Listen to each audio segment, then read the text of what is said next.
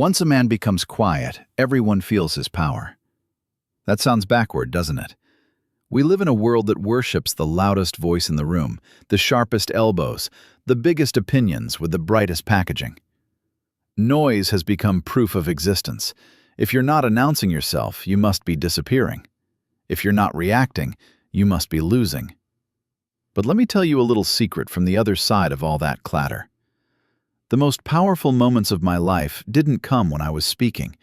They came when something inside me finally sat down.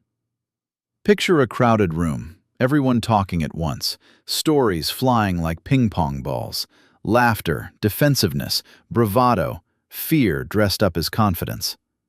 You know the room. You've been in it your whole life. Hell, for a long time, I was that room. Now imagine one person stops talking. They don't withdraw, they don't sulk, they don't shut down. They simply stop pushing sound into the air. What happens? At first, it's uncomfortable. People glance over. The silence feels like a question mark, a mirror, a gap where something used to be.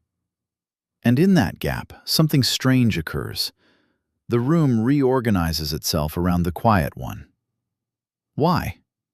Because silence is not empty, it's spacious, and space terrifies the ego. The ego survives on friction. It needs something to push against to prove it's real. Opinions, arguments, applause, rejection, anything will do. Noise is how the ego keeps itself inflated, like blowing air into a balloon and saying, "See, I exist." But when a man becomes quiet, not as a tactic, not as a performance, but as a surrender, the balloon doesn't pop. It deflates. And what's left is presence. Real presence doesn't announce itself. It doesn't need to. Think about the ocean. The real ocean, not the one on a postcard. It doesn't shout. It doesn't convince you of its depth. You don't stand on the shore and say, "Prove it."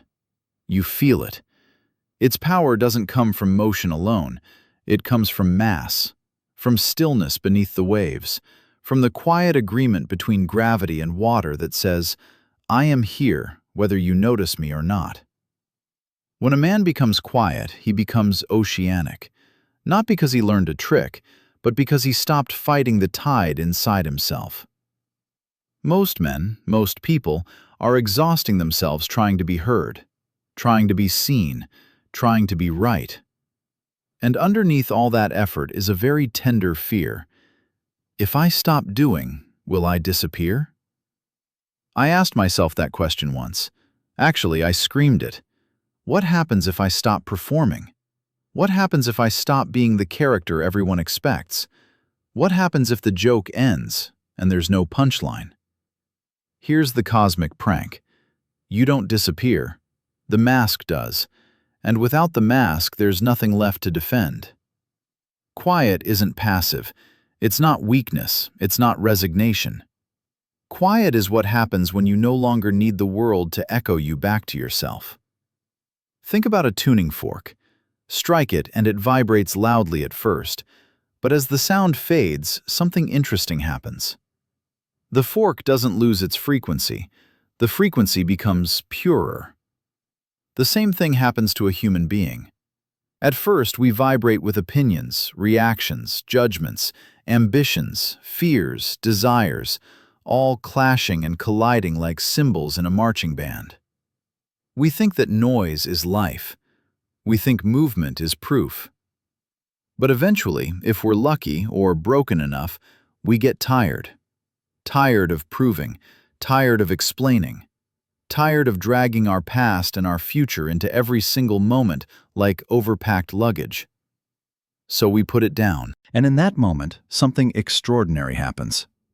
The body relaxes, the breath deepens, the mind loosens its grip on the steering wheel. And for the first time, life doesn't feel like something happening to you. It feels like something happening as you. When a man becomes quiet, people feel it because they feel themselves around him. Have you ever noticed that? Some people make you want to talk more. Some people make you want to defend yourself. Some people make you want to impress. And then there are a few, very few, who make you want to tell the truth. That's quiet power. Not the power to dominate, the power to disarm. Ego-based power says, I win, you lose. Quiet power says, there is no contest. The ego needs enemies. Silence dissolves them. And here's where it gets really paradoxical. When you stop trying to control the room starts paying attention. Not because you demand it, but because you're no longer leaking need. Need is loud. Presence is magnetic. People sense when you're waiting for their approval. It smells like desperation in a cheap suit. But they also sense when you're complete without them. That completeness doesn't push them away, it invites them closer. Because everyone is tired. Everyone is exhausted from carrying a self around like a fragile antique, terrified it might crack. A quiet man isn't carrying himself anymore. He's being carried. And the strangest part? He didn't do anything to earn it. He stopped doing. He stopped interfering with the intelligence that's been breathing his lungs since before he learned his own name. Silence is not something you add to your life. It's something you allow when you stop arguing with what is. And when that happens, something ancient wakes up. Not confidence, not charisma, authority. Not the kind you claim, the kind you embody. The authority of someone who is no longer negotiating with reality.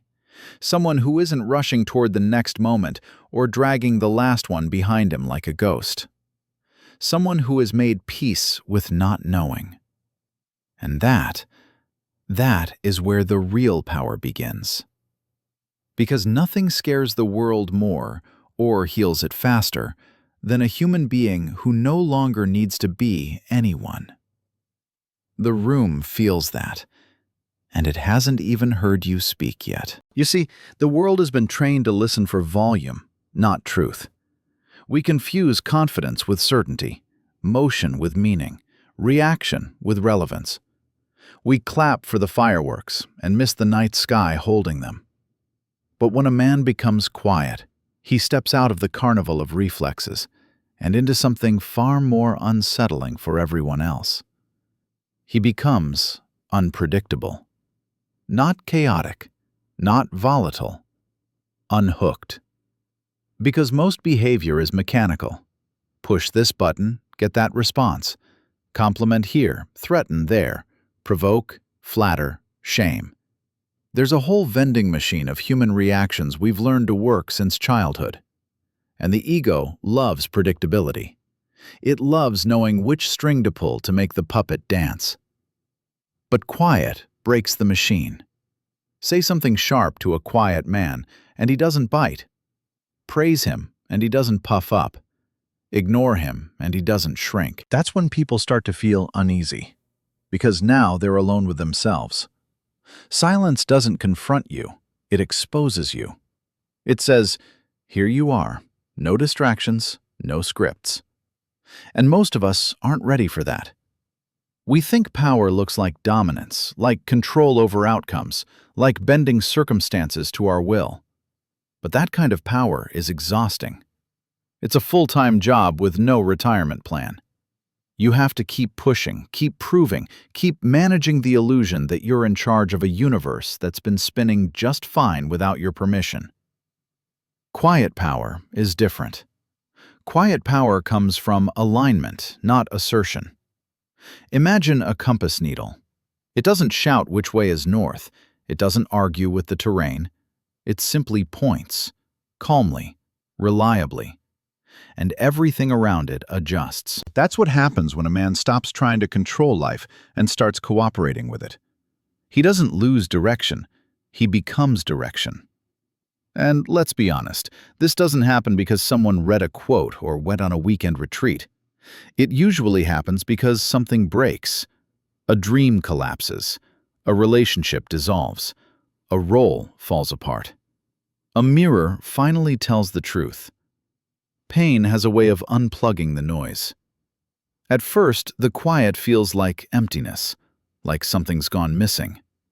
The identity you spent years building, your title, your story, your defenses, suddenly goes silent, and there's a panic that rushes in to fill the gap.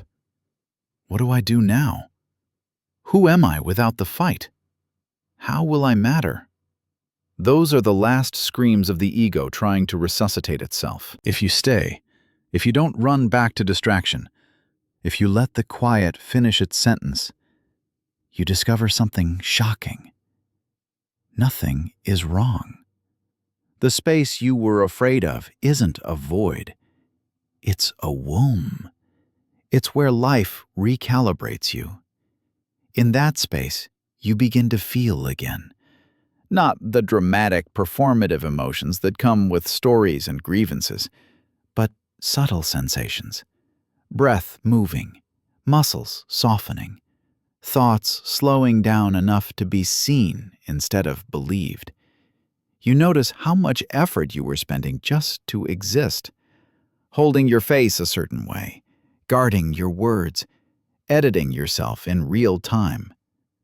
Quiet removes the editor, and without the editor, something honest walks onto the stage. Not a better version of you, a truer one. This is where people get confused.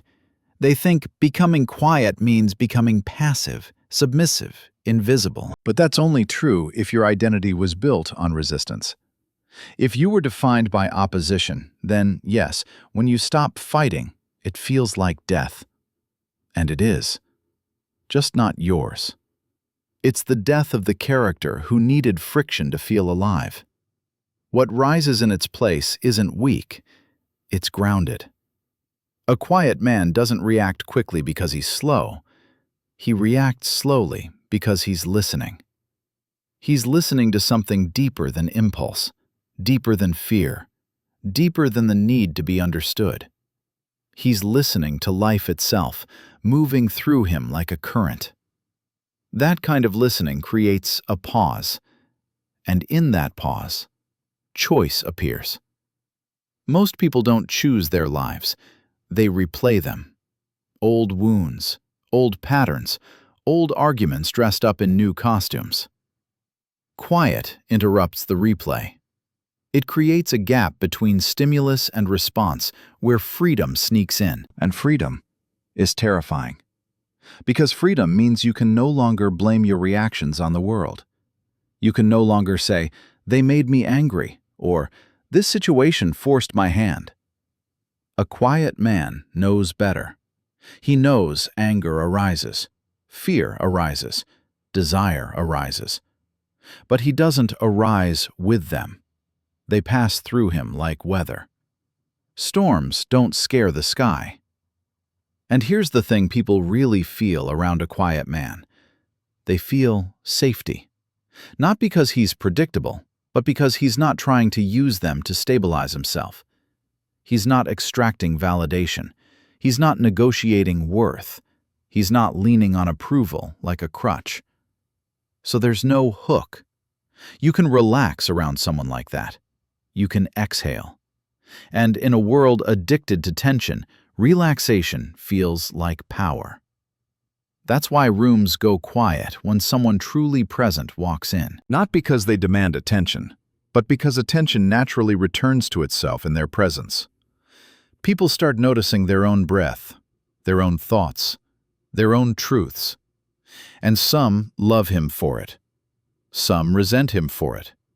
Both reactions are irrelevant, because he's no longer auditioning. The irony is delicious. The moment you stop trying to be influential, you become influential. The moment you stop trying to be respected, respect appears. The moment you stop chasing power, power recognizes you. Not power over others, power with life. This is the power of not needing to win, of letting conversations end without closure, of letting misunderstandings exist without correction, of letting silence speak where words would only decorate fear. A quiet man doesn't rush to fill space. He trusts it. And space, when trusted, reveals intelligence. Not mental intelligence, organic intelligence. The kind that knows when to move and when to stay still, when to speak and when to let the moment teach. This intelligence has been guiding galaxies for a very long time. It doesn't need your help. It just needs you to stop interrupting. When you stop interrupting, when you stop insisting, when you stop narrating your own existence, you become heavy. Not burdened, gravitational. People feel pulled, not toward you, but toward themselves in your presence. And that's the deepest influence there is. Because you're no longer leading them somewhere. You're reminding them of where they already are. And that reminder doesn't need volume. It needs truth. And truth speaks softly, but it echoes forever. There's a moment, quiet men know this moment, when you realize the world hasn't gotten quieter. You have. The traffic still roars, the news still screams. People still argue like their lives depend on being right. But inside, something has stopped shaking. And once that happens, you notice how much of human interaction is really just noise negotiating with noise. One ego shouting instructions at another ego that's already busy defending itself.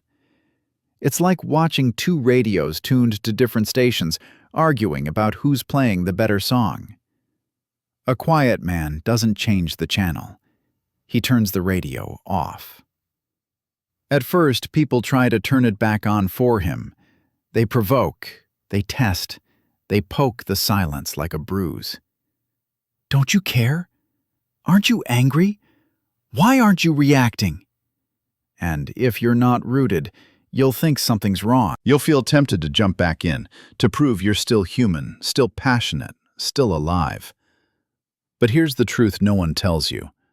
Reaction is not aliveness. Stillness is. Stillness is where life gathers itself before becoming form. Think of a cat watching a bird, perfectly still, muscles relaxed, eyes alert, breath almost invisible. That stillness isn't hesitation, it's readiness without tension. That's what quiet does to a man. It returns him to instinct without anxiety.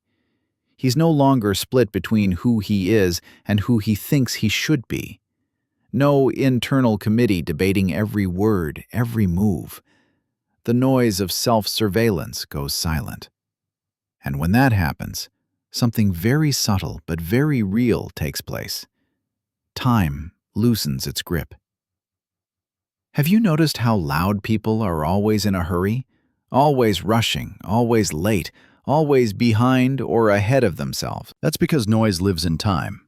It feeds on past grievances and future fears. Quiet lives now, not as a concept, as a residence. A quiet man is home. And because he's home, he's not chasing, not moments, not people, not outcomes. Chasing is loud. Presence doesn't move that way. Presence waits, not passively, but patiently. Like soil, like gravity, like truth. You can feel it when someone's not rushing you to be something for them. When there's no agenda under the conversation. No invisible hand trying to steer the exchange toward validation, agreement, or control.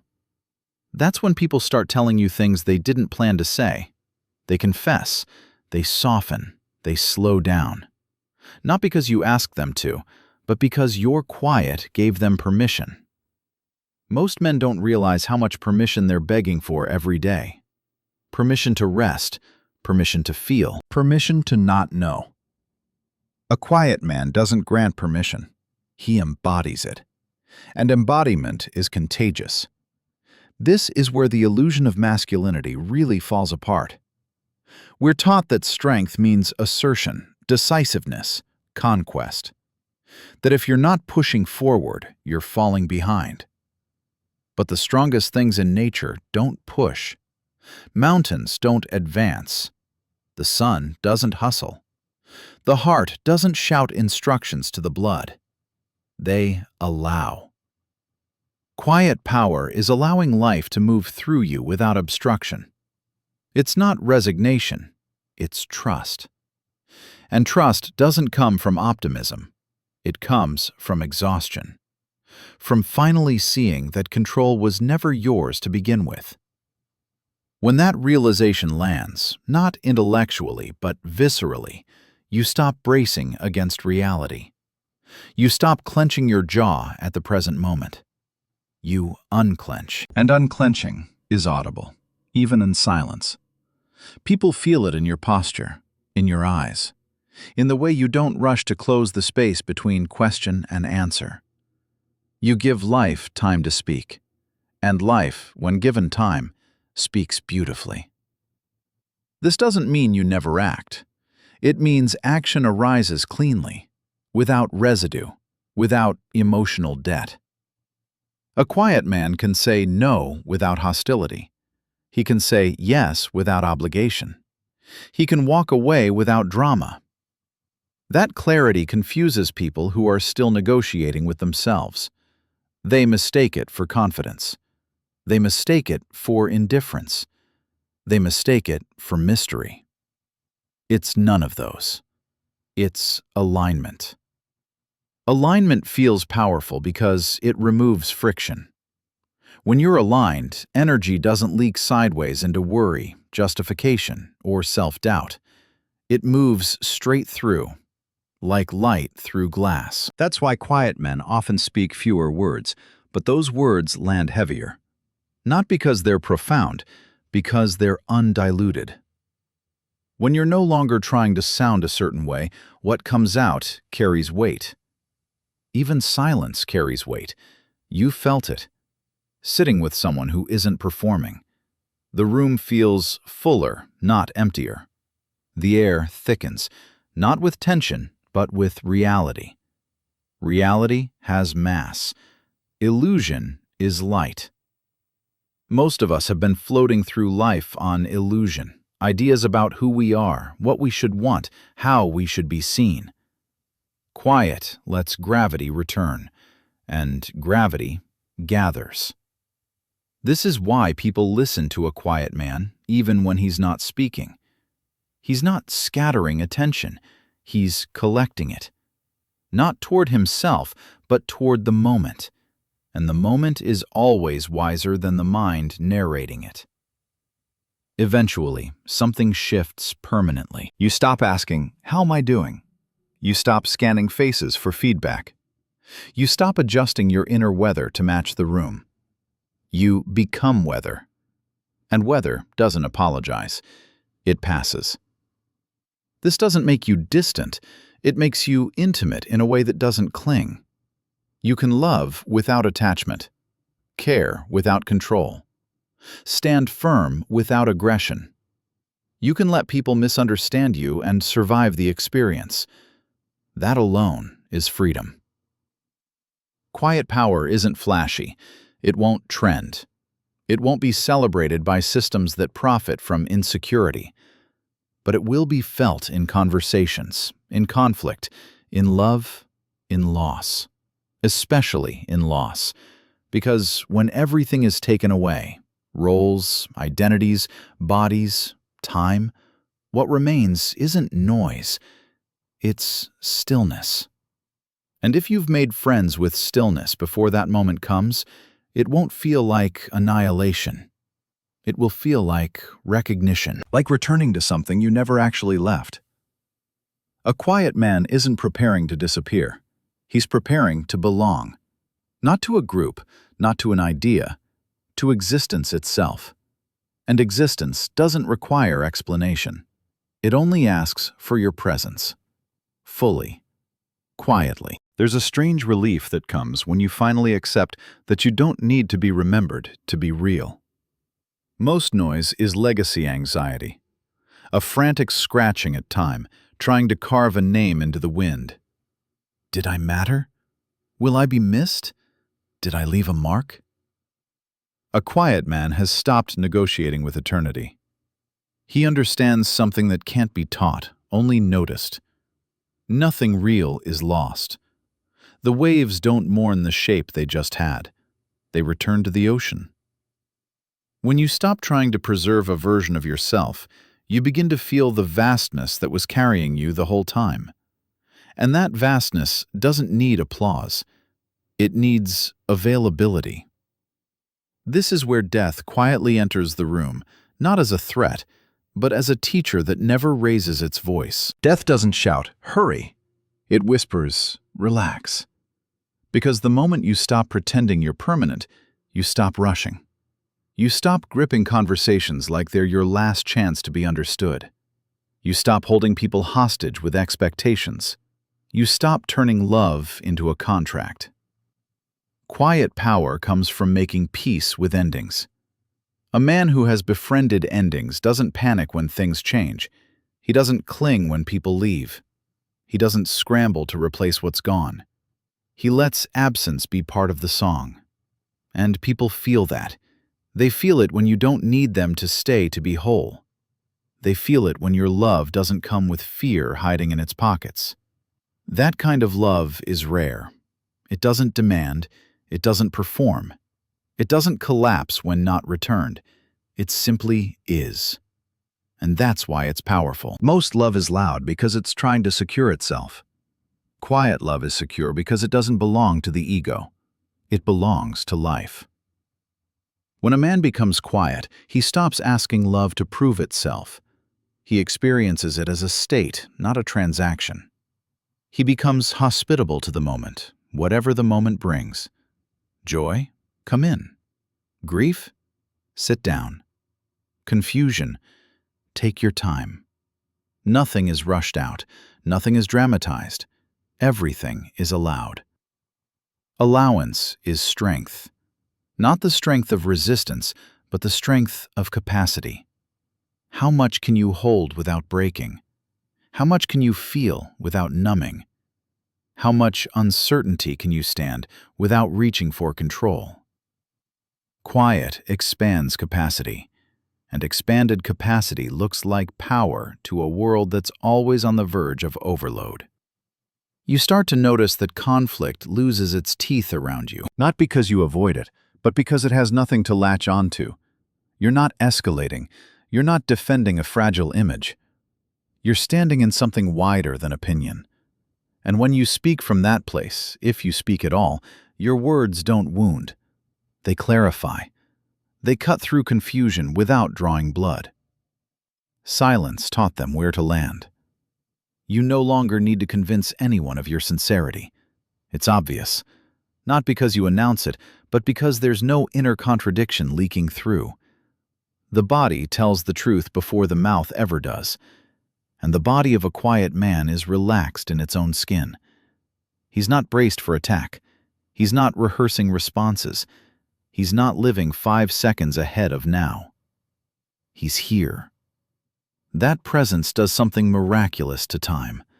Moments stretch. Conversations deepen.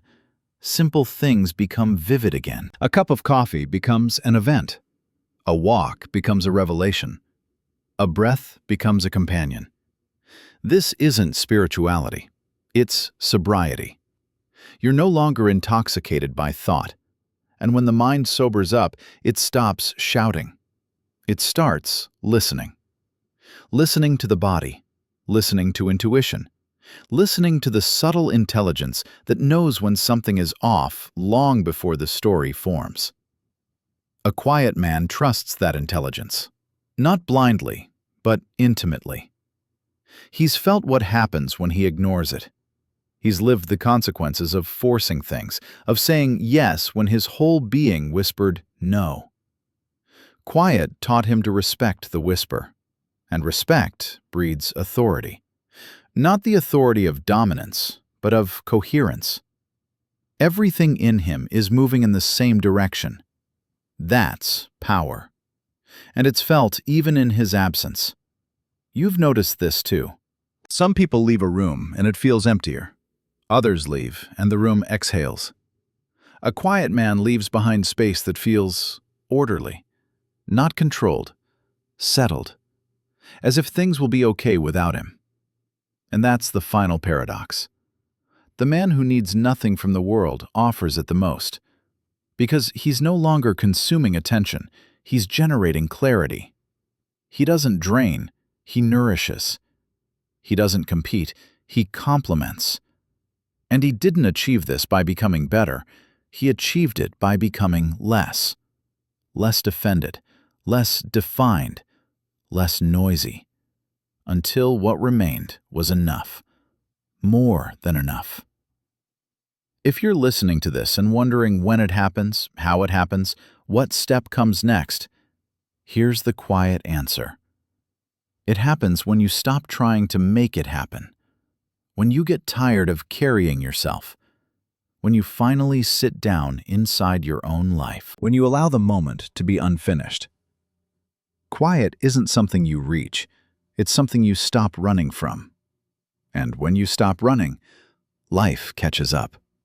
Not to punish you, to hold you. That holding is what people feel. That holding is the power. And it doesn't make a sound, just a presence, just a depth, just a man who has finally learned how to listen.